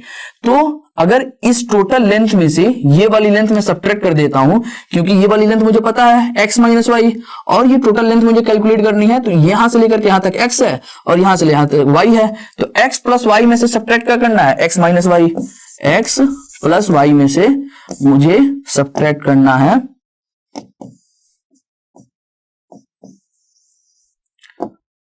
x प्लस वाई में से मुझे सब्ट्रैक्ट करना है x माइनस वाई। तो यहां से x x कैंसिल आउट हो जाएगा और y plus y that is equal to 2y। तो यहां से आपको बात क्या समझ में आई, बात ये समझ में आई, अगर मिरर को हमने 1 सेकंड में y डिस्प्लेस करा तो हमारा जो इमेज है वो कितना डिस्प्लेस हो गया, 2y डिस्प्लेस हो गया, और टाइम हमारा क्या है, कांस्टेंट है, 1 सेकंड में ही तो हो रहा है ना सारी चीजें। तो स्पीड हमारी क्या हो जाएगी, स्पीड तो हमारी क्या होती है, डिस्प्लेसमेंट या डिस्टेंस के डायरेक्टली प्रोपोर्शनल होती है अगर हमारा टाइम कांस्टेंट है तो अगर हमारा y डिस्प्लेस हुआ इमेज सॉरी मिरर और 2y डिस्प्लेस हुआ कौन सा, इमेज, तो इमेज का स्पीड भी 2 गुना होगा उसके स्पीड से, मतलब इसके स्पीड से इमेज का स्पीड भी 2 गुना होगा। यानी कि इमेज अगर हमारी मिरर 10 सेंटीमीटर पर सेकंड की स्पीड से हमारी तरफ मूव कर रही है तो हमारा जो इमेज बन रहा है उसके अंदर वो 2 गुने स्पीड से हमारी तरफ अप्रोच करेगा। ठीक है, तो final answer is the 20 centimetre per second. तो option number A is the correct for that question. आगे बढ़ते हैं अगले क्वेश्चन की तरफ। अगला क्वेश्चन हमारा to get 9 multiple images the angle between the plane mirror should be. वही वाली क्वेश्चन है, एंगल वाला क्वेश्चन है कि 2 एंगल को एक दूसरे से कितने एंगल पर रखा जाए, 2 मिरर को एक दूसरे से कितने एंगल पर रखा जाए कि कितने इमेज का फॉर्मेशन हो, 9 इमेजेस का फॉर्मेशन हो। तो जैसा कि हम जानते हैं कि number of images is equal to 360 divided by theta वाला फॉर्मूला होता है। हमें थीटा कैलकुलेट करना है तो थीटा इज इक्वल टू क्या हो जाएगा, 360 डिवाइडेड बाई n। तो 360 डिवाइडेड बाई n, n की वैल्यू कितनी दी गई है, 9 दी गई है, 9 से डिवाइड कर दो तो ये हो जाएगा 4। ठीक है, 40 डिग्री, यानी थीटा इज इक्वल टू क्या आ गया, 40 डिग्री आ गया। ऑप्शन में देखते हैं 40 डिग्री दिया हुआ है, नहीं ये तो 40 डिग्री नहीं दिया हुआ है। अब हमें क्या करना होगा, अब हमें ये करना होगा कि जब भी ऐसे क्वेश्चंस आएंगे और ऑप्शन नहीं दिया गया होगा तो थीटा की वैल्यू जितनी आ रही होगी उससे जो छोटा ऑप्शन होगा वो ऑप्शन करेक्ट ऑप्शन होगा। ठीक है ना, थीटा से छोटी जो वैल्यू आ रही होगी उससे जो छोटा ऑप्शन होगा वो करेक्ट ऑप्शन होगा। यानी थीटा की वैल्यू 40 डिग्री आ रही है तो इससे छोटा ऑप्शन कौन सा है, 36 है। 36 is the final answer for that question. अगर आपको ऐसे भी समझ में नहीं आ रहा है तो रिवर्स ले लो। अगर थीटा की वैल्यू मैं 36 डिग्री ले लेता हूं तो n की वैल्यू क्या हो जाएगी, 360 डिवाइडेड बाई 36 360 डिवाइडेड बाई 36। तो ये आंसर कितना आ गया, 10 आ गया। और हम जानते हैं कि n की वैल्यू जब इवन नंबर आता है तो उस केस में हमारे जो नंबर ऑफ इमेजेस होते हैं वो क्या होते हैं, 1 कम हो जाते हैं। तो number of image is equal to 10 - 1 that is equal to 9, जैसा कि आपको क्वेश्चन में दिया गया है। बात समझ में आ गई आपको? तो क्या करना है आपको, जब भी थीटा की वैल्यू आप कैलकुलेट कर रहे हो और वो ऑप्शन नहीं दिया गया है तो उससे जो छोटा ऑप्शन होगा वो राइट ऑप्शन होगा उस क्वेश्चन के लिए। आगे बढ़ते हैं, question number 5, when two plane mirror are inclined to each other at an angle of 90 degree then the number of images will be, वही चीज है, n is equal to 360 divided by theta. तो 360 divided by theta की value कितनी है, 90 degree है, तो 4 is the, हमारा n की वैल्यू कितनी आ गई, 4 आ गया। नंबर ऑफ इमेजेस क्या कहता है, नंबर ऑफ इमेजेस अगर n की वैल्यू ऑड है तो उतना ही होगा, लेकिन n की वैल्यू जब इवन हो जाती है तो नंबर ऑफ इमेजेस की वैल्यू कितनी हो जाती है, 4 - 1 दैट इज इक्वल टू 3। तो नंबर ऑफ इमेजेस कितने हो जाएंगे, 3 हो जाएंगे, यानी A is the final answer for that question. आगे बढ़ते हैं, क्वेश्चन नंबर 5। क्वेश्चन नंबर 5 क्या कह रहा है, two plane mirrors are inclined to each other at same angle. ठीक है, a ray of light is incident on one of them at an angle of 30 degree. The light after reflection falls on the second mirror and finally gets reversed. Find the angle between the mirrors. Question ये कह रहा है कि हमारे पास दो mirror हैं और दोनों को ना कुछ एंगल पर रखा गया है और यही एंगल में कैलकुलेट करना है। कंडीशन ये दी गई है कि ray of light is incident on them at an angle of 30 degree. Condition ये दी गई है कि एक मिरर जो है उस पर 30 डिग्री का एंगल बनाते हुए एक इंसिडेंट लाइट को इंसिडेंट कराया जाता है। तो ये हमने यहां पर नॉर्मल ड्रॉ करा, ये हमारा पॉइंट ऑफ इंसिडेंस है, यहां से 30 डिग्री का एंगल बनाती हुई एक लाइट इंसिडेंट हुई, उसके बाद से यहां से ये रिफ्लेक्ट होगी, तो रिफ्लेक्ट होकर के ये यहां से सेम एंगल बनाएगी 30 डिग्री का। फिर कह रहा है कि the light after reflection falls on the second mirror, जब वो सेकेंड मिरर पर फॉल करेगी तो यहां पर फॉल कर रही है, उसके बाद ये कह रहा है एंड फाइनली गेट्स रिवर्स्ड। अब कह रहा है कि यहां से यहां पर गिरने के बाद, सेकंड मिरर पे गिरने के बाद ये अपने ही पाथ को फॉलो कर रही है, फिर ये अपने ही पाथ पे ऐसे जाएगी और फिर ये ऐसे रिटर्न हो जाएगी, अपने ही पाथ को फॉलो कर रही है। तो हम जानते हैं कि प्लेन मिरर के केस में कब ऐसा होता है कि जब लाइट इंसिडेंट लाइट और रिफ्लेक्टेड लाइट दोनों सेम पाथ को फॉलो करते हैं। कब ऐसा होता है, जब जो हमारी इंसिडेंट रे होती है वो डायरेक्टली नॉर्मल के अलोंग ही गिरती है, यानी कि सरफेस से 90 डिग्री का एंगल बनाती हुई गिरती है, तो उसी डायरेक्शन में क्या हो जाती है, वो रिवर्स हो जाती है। ठीक है, सेम इंसिडेंट यहां पर भी हो रहा है कि सेम पाथ को फॉलो करने का मतलब ये इस पर परपेंडिकुलरली गिर रहा होगा, जो हमारी इंसिडेंट लाइट हमारी सेकंड मिरर पे गिर रही है वो परपेंडिकुलरली गिर रहा होगा, यानी 90 डिग्री का एंगल बना रही होगी। बात समझ में आ गई आपको? तो 90 डिग्री का एंगल बना रहे होने का मतलब क्या है कि आप यहां पर आ जाओ। अब ये हमारी नॉर्मल है, पहले अगर मिरर की बात करें, ये हमारा मिरर 1 है, ये हमारा मिरर 2 है। तो मिरर 1 की बात करें हम, तो ये जो नॉर्मल है हमारा ये 90 डिग्री का एंगल बनाता है। तो अगर ये एंगल 30 डिग्री है तो ये एंगल बता दीजिए कितना होगा, ये एंगल 60 डिग्री होगा। और हम जैसा कि जानते हैं सेकंड कंडीशन में जैसे दिया गया ये 90 डिग्री होना चाहिए। जब ये 90 डिग्री हो गया, ये 60 डिग्री हो गया, तो अगर मैं इसको एक ट्रायंगल कंसीडर कर लूं तो हम जानते हैं किसी भी ट्रायंगल का जो इंटरनल एंगल का सम होता है वो 180 डिग्री के बराबर होता है, यानी कि थीटा प्लस 60 प्लस 90 180 डिग्री के बराबर होना चाहिए। तो यहां से थीटा की वैल्यू क्या आ गई, 30 degree. 30 degree is the final answer. Sorry, हाँ ठीक है, तो D is the right option for that question. आगे बढ़ते हैं, अगला क्वेश्चन जो कि डिप्लोमा जेएमआई 2018-19 में पूछा गया है। क्वेश्चन है कि two plane mirrors are placed parallel to each other at a distance L apart, a point object O is placed between them at a distance l/3 from one mirror. Both mirror form multiple images. The distance between any two images cannot be. ठीक है, अब यहां पर एक और चीज आपको ध्यान देने वाली बात यह है कि मैंने वहां पर जब एंगल वाला पढ़ाया था कि दो मिरर को एक दूसरे से इतने एंगल पर रखा जाता है तो नंबर ऑफ इतने इमेजेस के फॉर्मेशंस होते हैं। अब यहां पर क्या है कि दो इमेजेस को अगर एक दूसरे से पैरेलल रख दिया जाए, दो इमेजेस को एक दूसरे के पैरेलल रख दिया जाए, उस केस में नंबर ऑफ इमेजेस कितने होते हैं वो हमें पता होना चाहिए। If two mirrors are placed parallel to each other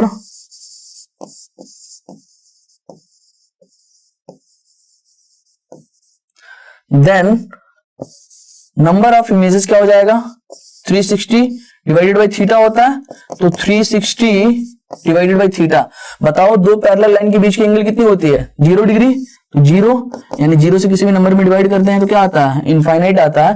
तो जब भी दो मिरर को एक दूसरे से पैरेलल रखा जाता है उस केस में जो हमारे नंबर ऑफ इमेजेस होते हैं वो इनफाइनाइट होता है, ठीक है ना, जिसे हम काउंट नहीं कर सकते हैं। ठीक है, अब आ जाते हैं क्वेश्चन पे। हम क्वेश्चन क्या कह रहा है कि two plane mirror are placed between placed parallel to each other and distance L apart. दो प्लेन मिरर है और दोनों को एक दूसरे से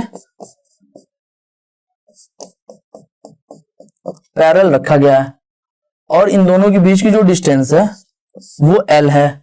अब ये कहा जा रहा है कि एक ऑब्जेक्ट है जो पहले मिरर से L/3 डिस्टेंस पर है। जब ये L/3 इधर से है तो ये इधर क्या हो जाएगा, L minus L/3, L minus L/3 जो कि 2L/3 के बराबर हो जाएगा। तो अगर मैं इस मिरर के द्वारा इसके इमेज का फॉर्मेशन की बात करूं तो इसका इमेज कितने डिस्टेंस पर बनेगा, L/3 डिस्टेंस पर बनेगा। और इसका इमेज इस मिरर की मैं बात करूं तो 2L/3 है, यानी कि 2L/3 डिस्टेंस पर ही बनेगा। कहां बनेगा, 2L/3 डिस्टेंस पर ही बनेगा। ठीक है, तो ये कह रहा है कि the distance between any two images can not B, ये हमें चार ऑप्शंस दिए गए 3L/2, 2L/3, 2L and L। तो इनमें से कौन सा ऑप्शन इनकरेक्ट होगा। तो सबसे पहले हम देख रहे हैं L/3 तो आ ही गया हमारा, 3L/2, 2L/3।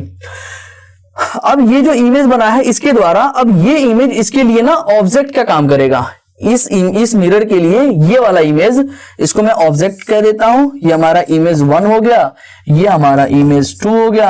अब ये वाला जो इमेज है इसके द्वारा जो बना है ये इसके लिए ऑब्जेक्ट का काम करेगा। यानी ये वाली डिस्टेंस कितनी हो गई, देखिए L/3, L/3, 2L/3 और ये 2L/3 यानी कि 4L/3। कितना हो गया ये 4L/3। तो यहां से 4L/3 डिस्टेंस पर एक और इमेज का फॉर्मेशन होगा। ठीक है, फिर ये भी क्या हो, यहां पर ये जो इमेज का फॉर्मेशन हुआ है अब ये इसके लिए ना ऑब्जेक्ट का काम करेगा। तो ये 2L/3, 2L/3, 4L/3 हो जाएगा और 4L/3 plus L/3 that is equal to 5L/3 हो जाएगा। तो ये यहां से 5L/3 के डिस्टेंस पर एक और इमेज का फॉर्मेशन होगा। हम यहां पर देख पा रहे हैं कि L/3, फिर 2L/3, फिर 5L/3, फिर 4L/3। ठीक है, अब ठीक है, यहां पर L/3, 2L/3, 4L/3, 5L/3 यानी कि 2L/3 यहां पर आया, 2L/3 पर इमेज का फॉर्मेशन हो रहा है। Both mirror from the multiple images then the distance between any two images can not be, the distance between any two images can not be. ठीक है, तो distance between two any images यानी पहले image और दूसरे image के बीच की distance कितनी हो जाएगी, 2L/3, 2L/3, L/3, L/3। तो ये 4L/3 और ये 2L/3 यानी कि 6L/3, 6L/3 यानी कि 2L। इस इमेज ये हमारा I4 है, ये हमारा I3 है। I4 और I2 के बीच की डिस्टेंस क्या हो जाएगी, 4L/3, 2L/3, 4L/3 minus 2L/3 ये वाली डिस्टेंस कितनी हो जाएगी, 2L/3 हो जाएगी। यानी कि 2L/3 डिस्टेंस पर इमेज का फॉर्मेशन हो रहा है। उसके बाद से इन दोनों इमेजेस के बीच का डिस्टेंस क्या हो जाएगा, 5L/3, L/3 यानी कि 4L/3 क्या हो जाएगा, यहां से निकलेगा 4L/3। तो 2L/3 पर इमेज का फॉर्मेशन हो रहा है, 2L पर भी इमेज का फॉर्मेशन हो रहा है। उसके बाद से 2L पर भी इमेज का फॉर्मेशन हो रहा है। 3/2 L पर इमेज का फॉर्मेशन नहीं होगा, L पर भी इमेज का फॉर्मेशन होगा। ठीक है, मतलब नीचे हमेशा 3 ही आएगा, नीचे हमेशा क्या आएगा, 3 ही आएगा, यानी कि 2 नहीं आ सकता है। तो ये हमारा ऑप्शन करेक्ट हो जाएगा। ठीक है, 3L/2 पर इमेज का फॉर्मेशन, 3L/2 पर दो इमेजेस के बीच का डिस्टेंस 3L/2 नहीं हो सकता है, 2L/3 हो सकता है, L हो सकता है, 2L हो सकता है। आगे बढ़ते हैं, real image. What is real image. ठीक है, रियल इमेज क्या है, the image which can be obtain on the screen is called real image. The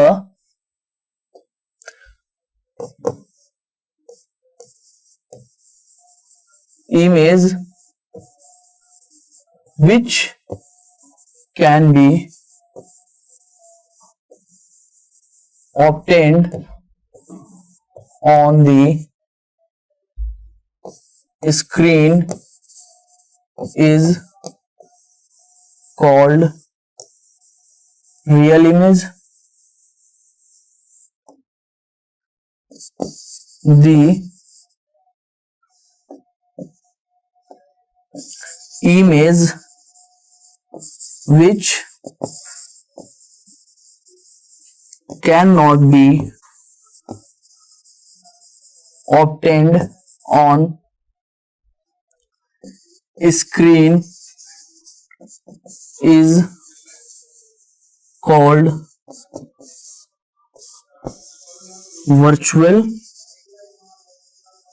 image. चलिए ठीक है, समझते हैं इस बात को कि क्या हमारा रियल इमेज क्या होता है, वर्चुअल इमेज क्या होता है।